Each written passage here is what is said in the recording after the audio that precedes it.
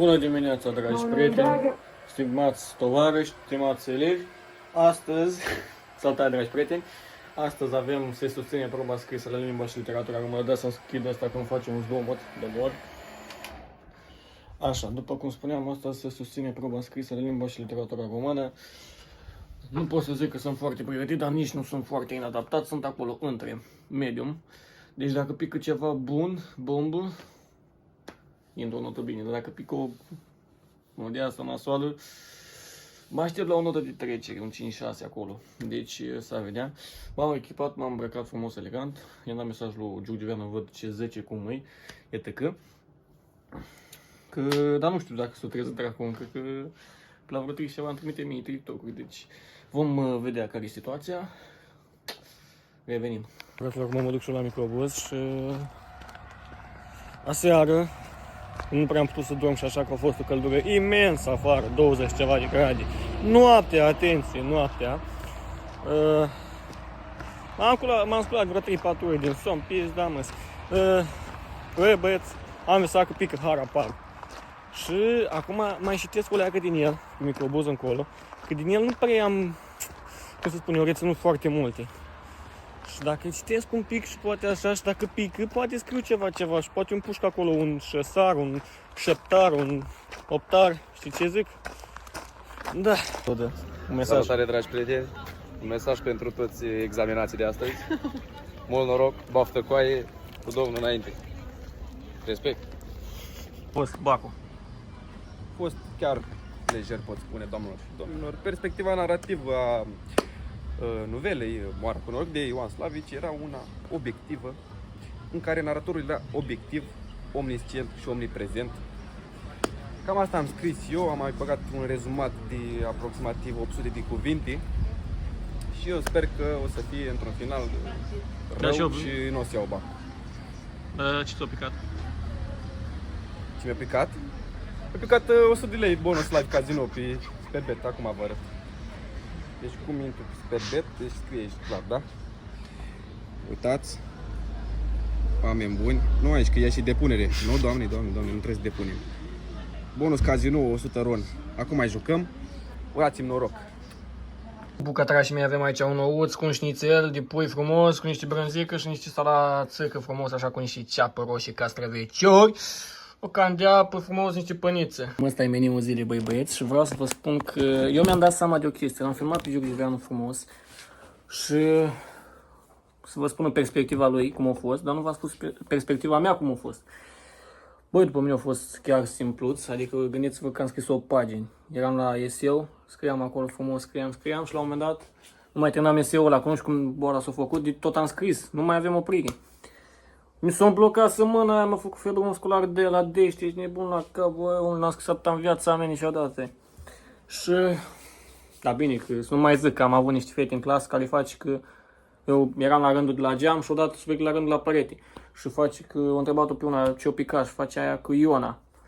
Mi s-o tăie picioarele. Când am văzut acolo, nu știu la câte microbuz 200, dacă vezi clipul ăsta. Când am ajuns acolo, mi s-o tăie picioarele efectiv. Când mi-o zis aia de Iona. După aia la mine și face că mă uit acolo, scriu un eseu de pasă de cuvinte care să prezinți particularitățile unei novele studiate. Am zis că voi stai așa, o leacă, că asta e squishy. Că novelă studiată e Moara cu noroc de Ioan Slavici. Și am zis că și Iona a visat aia. În fine, părul meu trebuie să-l tund ca idei. Băi, și am scris tatălui, mă aștept la o notă destul de bunicică, să vedeți ce facem mâine la matematică. Hai, vă pup, bucătărașii mei, să avem poftă la acest meniu grandios. Îl mănânc pe tot, stai izolat să vezi. Îl mănânc pe tot ăsta, îl bag în meniu, îl devorez instant. Good morning, băieți, ziua 2, matematică. Sunt foarte obosit, nu prea am dormit azi noapte. Am avut emoții, mă înțelegeți și pe mine. Sper să pice ceva ușor. Mă duc cu 0 cunoștință, dar sperăm că luăm nota 5 sau 6. Sau poate dă un doamne și un 7, nu spunem nu. Ce zi dușmănoasă. Dar măcar vedem cum, poate mai văd o de asta pe TikTok, o integrală prin părți, o sinus cosinus. Vedem, ne descurcăm noi. Doar ciba costă pentru noi. Bine, examen am arăt. A fost. Bacalaureatul pentru astăzi, proba la matematică a fost A fost ok, a fost decent. Am scris pe la subiectul 2, pe la subiectul 3, cum am putut și eu. Acum sperăm, poate împușcăm un 6, un 7, să trecem cu bine peste toate. Cum a fost? A fost fain. Acum am venit și noi aici, ne relaxăm un pic. Salut, salut!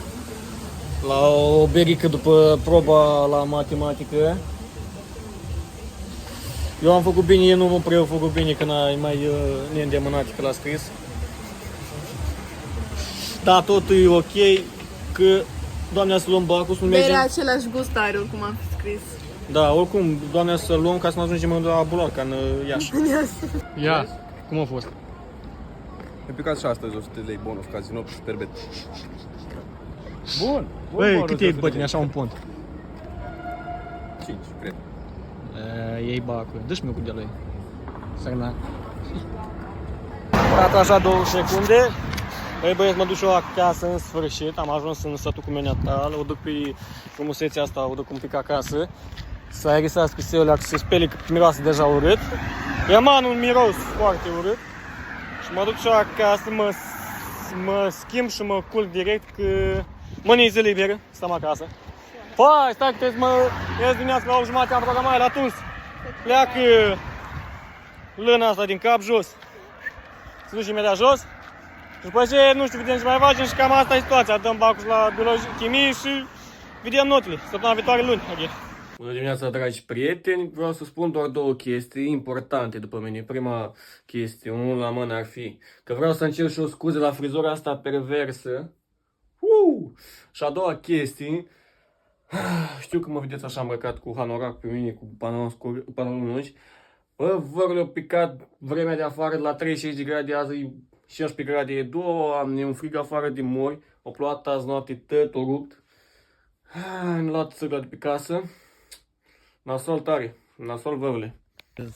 Dragi prieteni, o nouă zi, ultima probă. Sperăm că o să fie bine, ca să fie rău.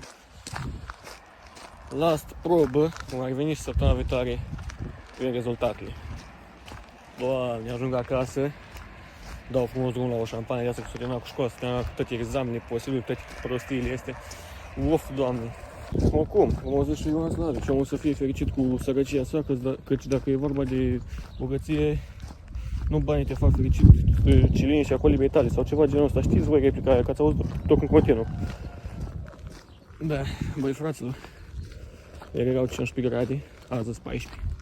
Mi se pare mie sau intrăm alea ca în toamnă. Băi, cum a fost această probă pentru tine?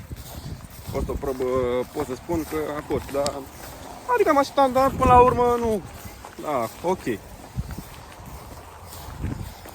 Cum am spus la început, nu bacul te face fericit, ci liniștea colibei tale. Da, corect. Bă, la mine a fost destul de ok. Sperăm că luăm. Sperăm că mă apropii de 5, că na, chimia este un pic mai greuță. Și mergem un pic, ne odinim. Îl aștept pe ăsta să vină de seară să iau un mingiuța, mergem frumos la un tenis, la un hau-mau. Și vedem ce iese. Corect. Bună dimineața, Melci, bună dimineața, Fluturaș. Vă urez o inspirație plăcută la bacalaureat. Bă, iată, uite că s-a lăsat seară ușor și mergem un pic la colțușorul nostru vesel. Să mai stăm și noi la o discuție, mai mâncăm o semință. Cum era vorba aia, că stai pe TikTok și spari semințe. Maneaua, de fapt. Gata bacul, gata școala, acum ne așteptam. Abia aștept să moară Jean, dacă nu.